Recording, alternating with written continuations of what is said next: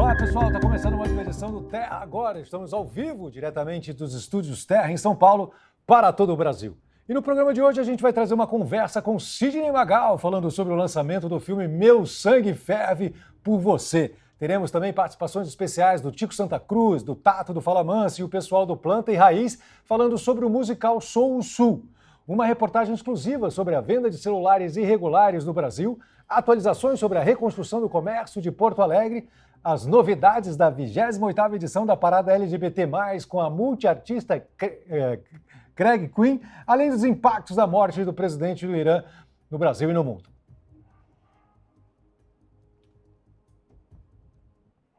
E se você quiser receber notícias em tempo real, siga o canal do Terra no WhatsApp. Beleza? Vamos que vamos. A morte do presidente do Irã, Ibrahim Raisi, no último domingo, vítima de um acidente de helicóptero, teve forte repercussão nas esferas políticas do mundo todo. Raisi, que era considerado um dos presidentes iranianos mais conservadores e truculentos da história recente do país, morreu após um acidente de helicóptero que caiu em uma região montanhosa a cerca de 500 quilômetros de Teherã, capital iraniana. Mohammad Mokbar, vice-presidente, assumiu de forma interina na última segunda-feira até a realização de novas eleições previstas para o dia 28 de junho. Para entender os impactos da morte de Raisi no Oriente Médio e no mundo, a gente conversa agora com o professor de Relações Internacionais da PUC São Paulo, Bruno Huber. Bem-vindo, Bruno.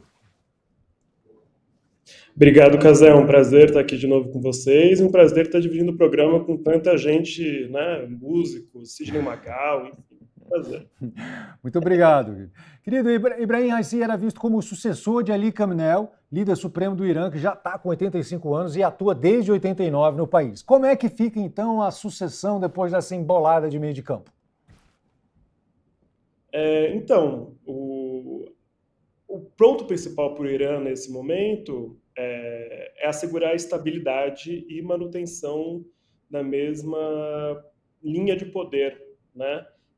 Que estava até então sobre o Raisi, né? Porque no Irã a gente tem essa diferença, né? Existe o líder supremo, que é o chefe de Estado, que é uma pessoa indicada por um colegiado formado por juristas e clérigos, né? Que assegura a constituição do país, né? A defesa do Estado e assim por diante, que é o líder supremo, que é o Ayatollah Khamenei, que está no poder desde 1989.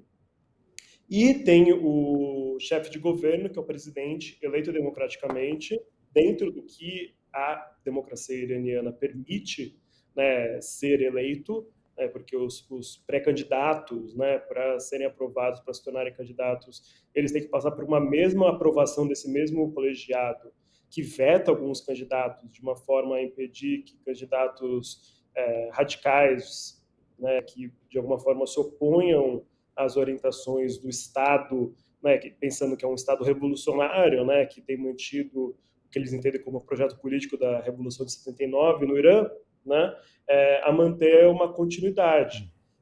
Então, o Raisi era um ator, né, que vinha buscando aproximar o Irã do Oriente Médio, da China, né, em uma contraposição ao Ocidente, depois que o Donald Trump tirou os Estados Unidos de um acordo de cooperação, né, feita para a fiscalização do projeto nuclear iraniano para fins pacíficos, e o Joe Biden manteve esse afastamento, que tinha diminuído as sanções americanas ocidentais ao Irã, e agora retomou. O Irã é o segundo país que mais tem sanções, atrás somente da Rússia, né? Então, e as sanções trazem muitos problemas para a sociedade iraniana, né? Diversas dificuldades econômicas e acentuam a pobreza de uma forma geral no país. Então, o objetivo principal do Khamenei, que é o chefe de Estado, é assegurar que, de alguma forma, essa orientação política de aproximação com a China, com a Rússia, com os países árabes, com a Arábia Saudita, também com países do terceiro mundo, como o Brasil, né?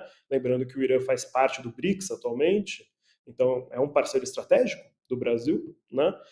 Se mantenha. Em termos de sucessão do líder supremo, o líder supremo, que é o Khamenei, aparentemente ainda tem saúde para se manter no poder por algum tempo, ele só será sucedido quando ele morrer, né? Então, acho que o Raisi era apontado como possível sucessor porque o Raisi tinha um alinhamento político muito próximo com o Khamenei, né? Diferente dos antecessores, né? O Rouhani e o Ahmadinejad. Né? E por causa disso, acho que é por isso que ele era apontado como um possível sucessor. Mas isso era simplesmente, digamos, uma fofoca política, não era nada muito mais do que isso. Certo. Bruno, o ex-presidente, ele era considerado truculento, né? O governo foi marcado por protestos, inclusive aquele famoso da morte da jovem Mahsa Amini pelas forças policiais por causa de um suposto uso irregular do véu islâmico. Nos protestos, mais de 500 pessoas foram assassinadas, foram mortas. Com a mudança na presidência, você acha que existe chance de vir um governo assim um pouco mais moderado ou conciliador? Eu acho que existe uma possibilidade de vir um governo que busque, em certo sentido, reformas internas que reconheça, por exemplo, a limitação e a repressão a direito das mulheres, como o fato, essa obrigatoriedade de usar o véu e de uma forma específica, né? Porque essa jovem que foi presa e ter sido morta sob a custódia do Estado, ela foi presa pela polícia da moralidade não por não usar o véu, mas por usar o véu de uma forma incorreta, né? Ou seja, essa ortodoxia religiosa que governa o Estado, né? Ela traz diversas limitações para a forma de diversas liberdades individuais e coletivas da população iraniana, né? E esses protestos massivos que aconteceram em 2022 servem, né, sempre serve de oportunidade para as forças opositoras, tanto que tem dentro do Irã como fora do Irã, né? Porque o Irã recebe sanções, porque é um país que se opõe profundamente à política americana na região, né? E os Estados Unidos é um país que já apoiou um golpe dentro do Irã em 1953, né, contra o Mossadegh. E por isso que a Revolução de 79 aconteceu, né, para derrubar o golpista, né, que era o Shah Reza Pahlavi, né? Então, toda tumulto, toda manifestação, né, interna pode servir de oportunidade para um episódio revolucionário que pode significar um golpe, pode significar uma revolução, e isso é visto de uma forma vulnerável, né, para os chefes de Estado e chefes de governo. Então, acho que os protestos de 2022 foram duramente reprimidos para impedir essa possibilidade, né? Mas diante dessa imprevista, né, abertura política que a sucessão do Raisi, que era um conservador, uma pessoa muito alinhada com as orientações do Estado, com a linhagem mais conservadora da sociedade iraniana, né, abre a possibilidade de você fazer concessões que permitam uma estabilidade interna que diminui a vulnerabilidade externa do país ao mesmo tempo. Né? E isso, ao mesmo tempo, amplia direitos fundamentais que a população iraniana tem pedido, né? Porque a população iraniana, obviamente, a gente deve entender a sua condição sob as sanções impostas pelos Estados Unidos, né? Isso é um elemento central, mas, por outro lado, isso não impede dos governantes iranianos de fazerem concessões que ampliem direitos democráticos e liberais fundamentais que o povo iraniano deve ter o direito, né? Como em relação às mulheres iranianas que têm diversas limitações importantes. Certo. Como é que você vê a tensão aí no Oriente Médio? Porque durante o governo de Raisi, as tensões elas aumentaram, né? Ele chegou até mesmo a apoiar em abril desse ano o ataque que movimentou mais de 300 drones e mísseis contra Israel. Na sua percepção, qual é o impacto dessa mudança de governo no conflito Israel-Hamas? Então, o que o Raisi fez, né, a gente conversou sobre isso algumas semanas atrás, né, em ocasião do ataque iraniano a Israel, como resposta ao ataque que Israel teria feito à embaixada iraniana em Damasco, foi um momento inédito na geopolítica regional, quando Israel e Irã se confrontaram diretamente, né, que até então eles vinham se confrontando de uma forma indireta, principalmente através dos aliados iranianos como o Hezbollah e o Hamas, né, ou Israel atacando o Irã de uma forma mais sutil, como, por exemplo, através de vírus que destruíam centrífugas do projeto nuclear iraniano. Né? Então, a morte do Raisi, obviamente, coloca um ponto de interrogação no como o Irã vai abordar, né, as dinâmicas geopolíticas regionais e a questão palestina em particular, né?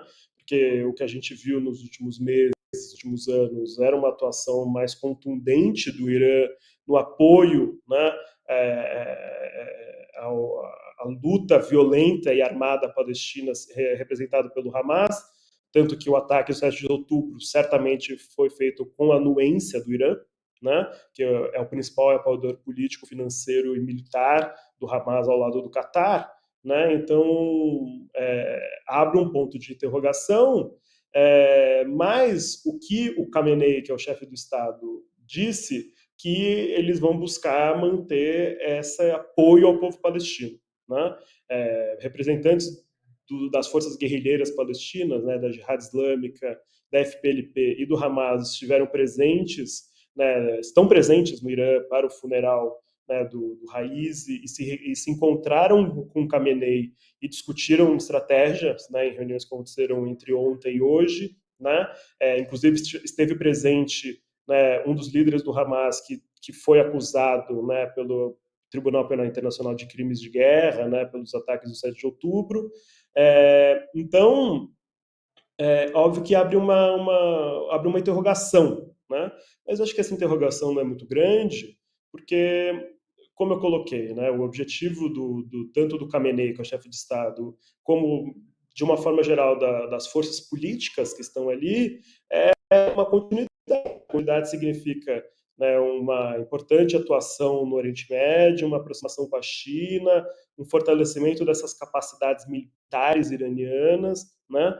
Que o Irã está desenvolvendo um projeto de mísseis e um projeto atômico que alguns observadores dizem que o Irã está muito perto da bomba atômica, né? E isso certamente trará problemas, né, para os interesses israelenses e os interesses americanos e ocidentais de uma forma geral, né? E fortalecerá de uma forma decisiva a posição política de segurança e econômica iraniana. Né? Então, esses próximos desenvolvimentos que cabe ao chefe de governo determinar ou não, apesar das limitações impostas pelo líder supremo, né? É o que, de alguma forma, está em aberto, mas eu acho que há pouco espaço de manobra dentro do Irã para que assuma uma força governante que abandone essa estratégia que venha sido assumida pelo Raisi, que faça um cavalo de pau. Né? A política iraniana é organizada de uma forma a impedir cavalos de pau, né? Como, por exemplo, foi a associação entre Bolsonaro e Lula. Né? Não foi um cavalo de pau completamente, mas foi uma mudança importante de um governo para o outro. Muito, Né? muito importante. É Ainda bem, né? possível ter... Bruno, me Então, diz é uma coisa. possível... Desculpa, pode terminar. Só concluir. É impossível ter mudanças, né? Por exemplo, o Rouhani, que estava antes, era um cara mais moderado e o Raiz é um cara mais conservador, mas não tem cavalos de pau na política iraniana. Certo. Você mesmo citou que o Irã agora faz parte do BRICS, né? Como é que fica agora esse vácuo de poder aí nesse momento? Assim? De que maneira isso pode afetar também o Brasil? Pode afetar o Brasil muito pouco, assim, né? Obviamente, fazer parte do BRICS é um elemento importante dentro dessa aliança que o Brasil tem e o Irã tem, né? Dentro essa coalizão de forças do chamado Sul Global que buscam se unir, se fortalecer, principalmente através do poder econômico chinês, né? Que é o que, de alguma forma, constrói uma cola entre esses vários atores que compõem o BRICS, né? E que é um bloco que é bastante heterogêneo, né? Que inclui países que antagonizam os Estados Unidos de uma forma frontal, como é o Irã, e países que são mais próximos dos Estados Unidos, como é o caso do brasileiro. Né? Talvez o Brasil seja o país mais próximo dos Estados Unidos entre o BRICS, que mantém o BRICS como um bloco que não é um bloco de enfrentamento ao Ocidente, né? Mas é um bloco que permite uma construção de um poder paralelo em relação ao poder americano para forças aliadas no sul global. Né? Então, dentro desse contexto, acho que para a política brasileira não impacta tanto. Né? Impactará se o sucessor for um sucessor que, como eu coloquei, buscar se afastar do sul global, se afastar da China, se afastar dos países árabes, se afastar da questão palestina e se aproximar do Ocidente. Mas eu acho que isso é bastante improvável diante do que está acontecendo em Israel e em Gaza, diante da posição que o Joe Biden tem assumido e das posições de chineses e russos, né? Que têm apoiado fortemente a política iraniana nesse último período. Beleza, Bruno. Muito obrigado pelos seus esclarecimentos, querido. Valeu, Cazé. Um abraço. Bom programa para vocês. Valeu, um grande abraço. Muito obrigado.